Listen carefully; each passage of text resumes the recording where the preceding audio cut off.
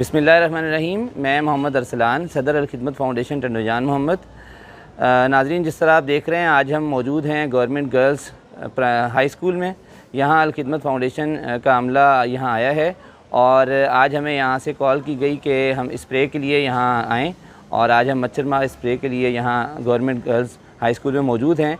Al-Khidmat foundation टंडोजान Mohammad के मुख्तलिफ़ areas में जा रही है, वहाँ पर जाकर मच्छर मार स्प्रे कर रही है। जिस तरह आप देख रहे हैं कि मच्छरों की वजह से बहुत सी बीमारियां फैल रही हैं, तो उन बीमारियों से बचाव के लिए अल-खिदमत फ़ाउंडेशन ने टंडोजान मोहम्मद के उन तमाम एरियाज़ में कि जहाँ पर इस वक्त कैंप्स लगे हुए हैं, वो सेंटर्स के जहाँ पर इस वक्त जो सैलाब मुतासिर हैं वो रिहाइश पजीर हैं या वो आबादियाँ कि जो ऐसे इलाकों के अंदर हैं कि जहाँ पानी है, तो वहाँ अल-खिदमत की टीम जाकर हमारे मच्छर मार स्प्रे के जो इंचार्ज हैं अब्दुल राफ़े, उनके साथ जाकर वहाँ स्प्रे कर रहे हैं ताकि वहाँ से ज़्यादा हम लोगों को बीमारियों से बचा सकें।